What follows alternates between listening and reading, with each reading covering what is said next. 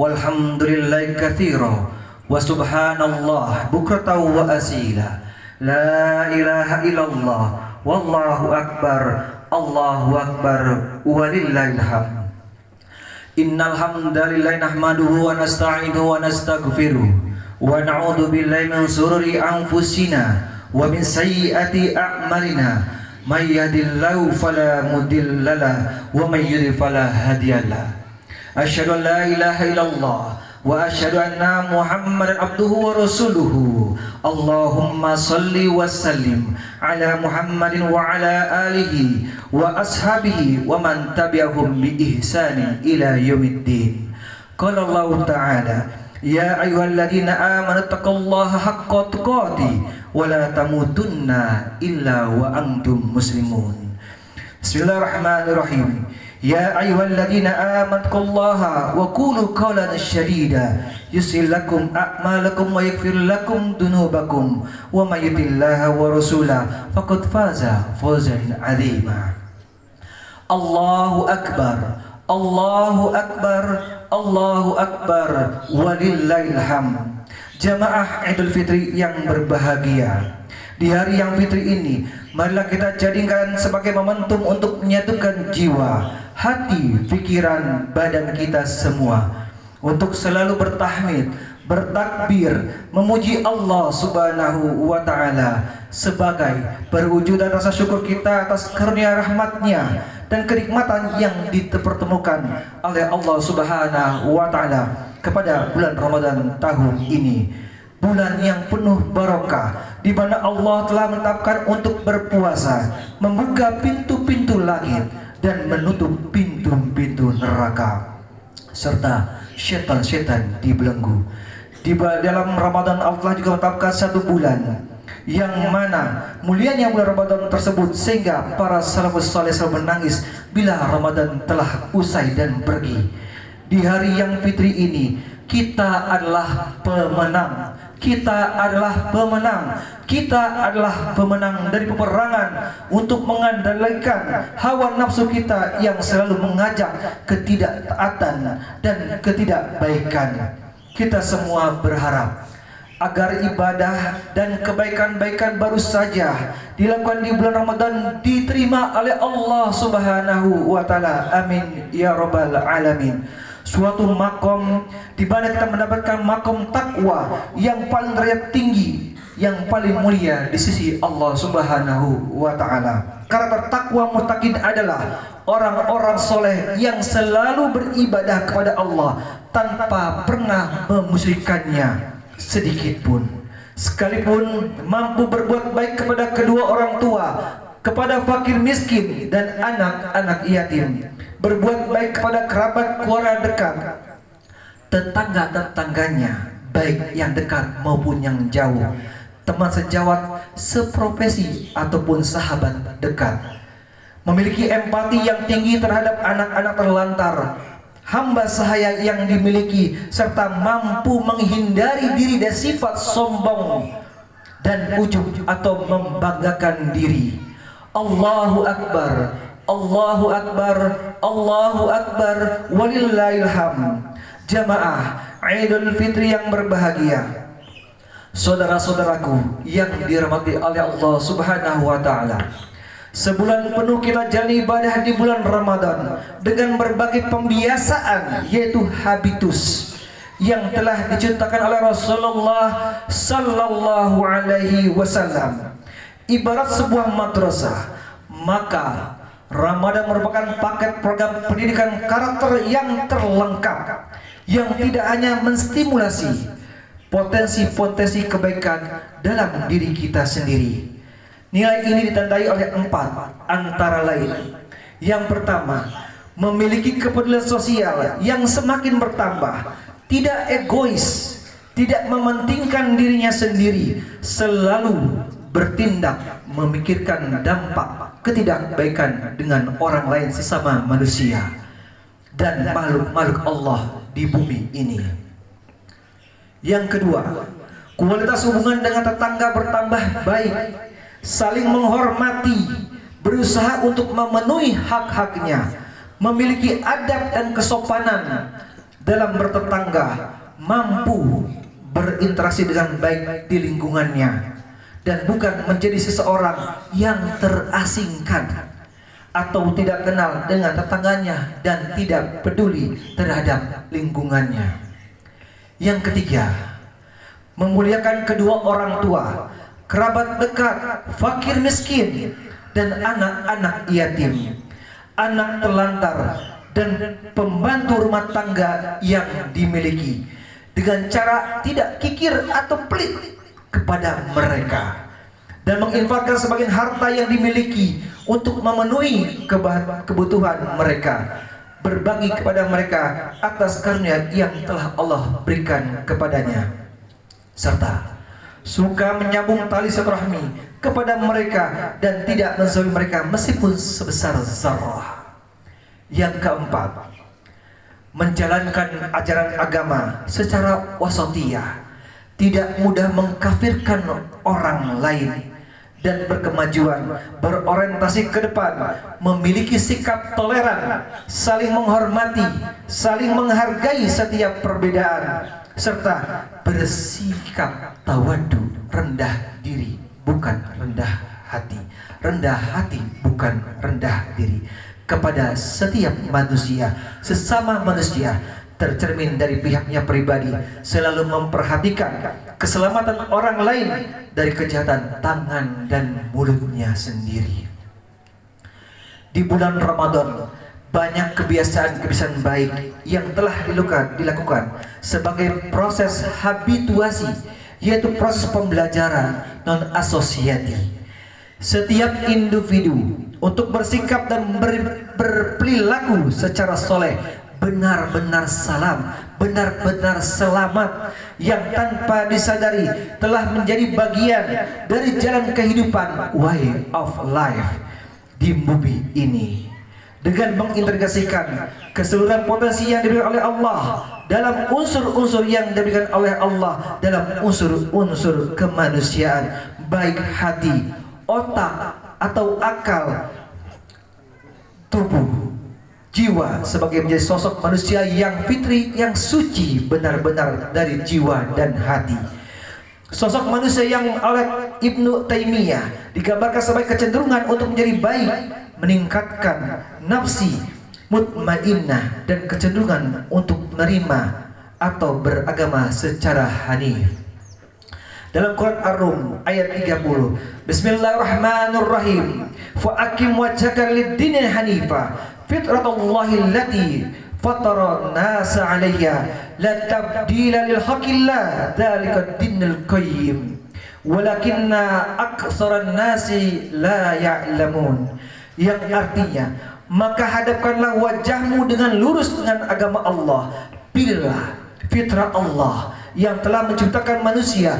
Menurut fitrah itu tidak ada perubahan pada fitrah Allah. Allahu Akbar, Allahu Akbar, Allahu Akbar, walillahil hamd. Jamaah Idul Fitri yang berbahagia, habitus kebahagiaan tersebut antara lain yang telah kita lakukan selama sebulan penuh. Apakah kebiasaan sebulan penuh ini bisa kita amalkan 11 bulan yang akan datang, menjadikan pertemuan Ramadan tahun depan menjadi lebih baik ataupun yang sama? Yang pertama, membiasakan diri untuk beribadah dengan berharap ridho dan rahmat Allah Subhanahu wa Ta'ala. Memperbanyak amalan ibadah kepada Allah dengan mempertimbangkan kualitas merupakan bentuk dari sikap ini. Yang dimaksud dengan kualitas ibadah adalah ibadah dilakukan dengan benar atas perintah Allah dan contoh dari Rasulnya. Syekh An-Nawawi Al-Bantani dalam kitabnya Marakil Ubudiyah menjelaskan bahwa ibadah sebagai jalan mendekatkan diri kepada Allah dengan cara menjalankan ketaatan dari amalan yang diwajibkan oleh Allah atas dirinya, baik secara individu yaitu fardu ain atau secara kolektif yaitu fardu kifayah, dan amalan-amalan sunnah hingga Allah mencintainya. Dan apabila Allah telah mencintainya, apa yang terjadi? Maka Allah akan memelihara anggota badannya agar tidak berbuat apapun yang tidak diridainya, dan tidak berdiam diri tanpa melaksanakan ketaatan kepadanya. Alhasil, barang siapa yang bermujahadah, yang bertekad kuat untuk mendekatkan diri kepada Allah dengan amalan-amalan fardu dan sunnahnya, niscaya Allah akan mendekatkan orang tersebut ke hadiratnya dan mengangkat derajatnya dari tingkat iman ke tingkat ihsan, Ia akan menjadi hamba yang menyembah dengan sepenuh hati dan rasa rindu sehingga dapat melihat Allah dengan mata hati seakan-akan melihatnya dengan mata lahir. Pada saat itulah hati dipenuhi dengan ma'rifat Allah, tingkatan yang paling tinggi, dan penuh rasa cinta kepadanya. Cintanya semakin bertambah sehingga tidak ada lagi tempat di hatinya kecuali cinta kepada Allah. Yang kedua, bulan Ramadan membiasakan kita untuk mengendalikan nafsu amarah hingga kita menjadi pribadi yang tidak mudah marah dan menjadi seseorang pemaaf. Nafsu amarah di dalam Al-Quran disebutkan dengan nafsu yang memerintahkan kepada perilaku yang su'u, yaitu kesesatan. Wa ma ubarri'un nafsi inna nafsa la'ammaratum bisu'i illa marhima rabbi inna rabbi ghafurur rahim. Yang artinya, dan aku tidak membebaskan diriku dari kesalahan karena sesungguhnya nafsu itu selalu menyuruh kepada kejahatan kecuali nafsu yang diberi rahmat oleh Tuhanku. Sesungguhnya Tuhanku Maha Pengampun lagi Maha Penyayang. Nafsu amarah adalah nafsu yang pelengkap yang diberikan oleh Allah kepada manusia agar manusia dapat bergerak, berkembang biak, memiliki keinginan yang oleh Ibnu Sina disebutkan sebagai an-nafsu al-hayawaniyah, sebagaimana nafsu yang dimiliki oleh binatang tentang keserakahan, ingin menguasai, ingin memiliki, suka menjalin permusuhan, dan memiliki nafsu syahwat sebagai sifat dasar makhluk hidup.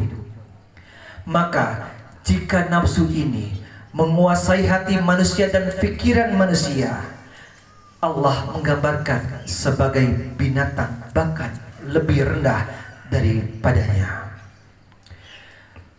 Ibnu Sofyan Asy'ari mengatakan dalam satu tulisannya, kadang aku mengalahkan nafsu, kadang nafsu mengalahkanku.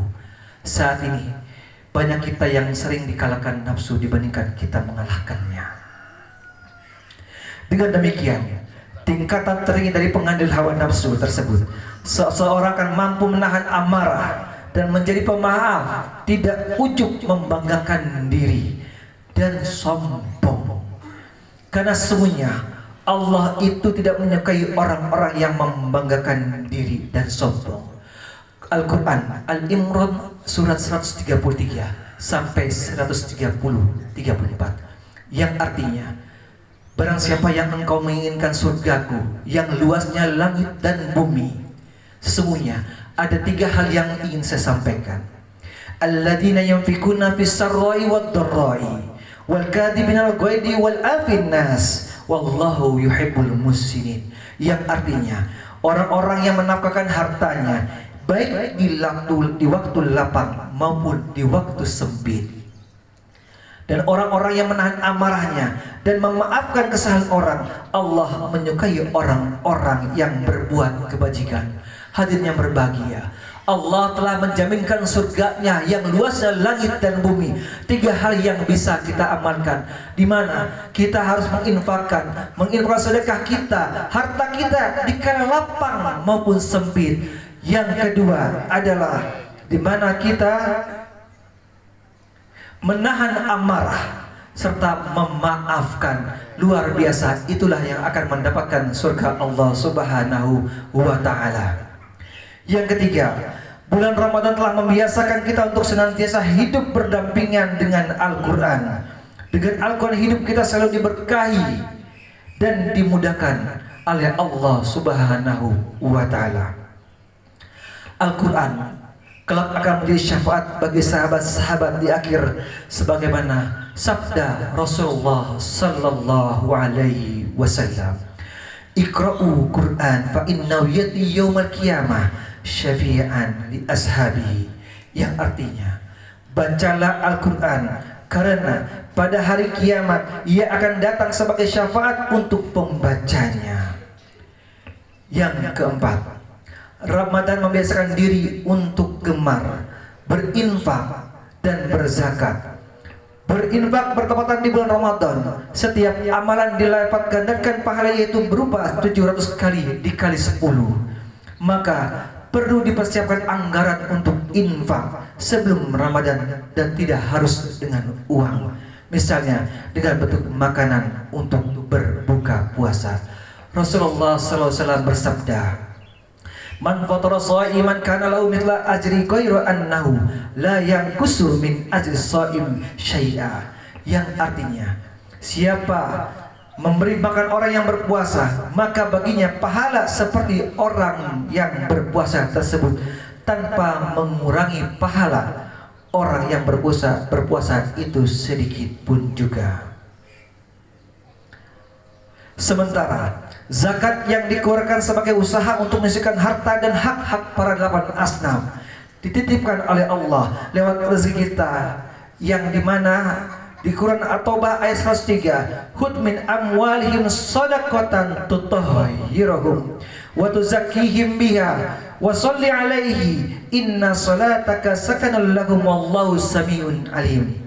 Yang artinya, ambillah zakat dari harta mereka guna mensucikan dan membersihkan mereka, dan doakanlah mereka agar sesungguhnya doamu adalah ketentraman bagi mereka. Allah Maha mendengar lagi Maha mengetahui. Dan khususnya untuk zakat fitrah sebagai pembuka jalan bagi setiap mukmin yang melaksanakan puasa di bulan Ramadan agar diterima oleh Allah Subhanahu wa taala. Sebagaimana sabda Rasulullah SAW, bulan Ramadan ibadahnya bergantung di antara langit dan bumi dan tidak sampai kepada Allah, sehingga dikeluarkannya zakat fitrah. Yang kelima, bulan Ramadan telah melatih kita membersihkan hati dari penyakit sombong, gosip, atau membicarakan keburukan orang lain, hasad, namimah, fitnah, bersumpah palsu. Kesemua penyakit hati tersebut berawal dari sikap ujub, membanggakan diri dan sombong, dan hal itu senantiasa dibersihkan agar ibadah puasa kita tidak sia-sia di hadapan Allah. Allahu Akbar, Allahu Akbar, Allahu Akbar, walillahil hamd. Jemaah Idul Fitri yang berbahagia, mudah-mudahan habitus kebiasaan Ramadan ini senantiasa membekas dalam diri kita, atau bahkan menjadi sikap dan perilaku yang tidak hanya dalam jismin badan kita saja, tetapi sudah terkonstruksi, melekat dalam pikiran, hati, dan akal kita, bahkan telah menjadi bagian dari konstruksi alam bawah sadar kita, sehingga tanpa kita sadari kita telah melakukan kelima habit tersebut, sehingga tanpa kita sengaja kesolehan sosial telah menjadi karakter dan kepribadian kita. Amin ya rabbal alamin.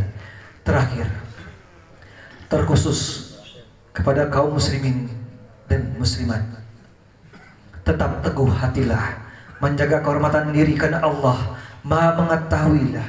Jaga perintah Allah, niscaya Allah akan menjaga kalian, dan teruslah menuntut ilmu dan beramal sepanjang hayat, serta gemar berderma serta kemaslahatan umat.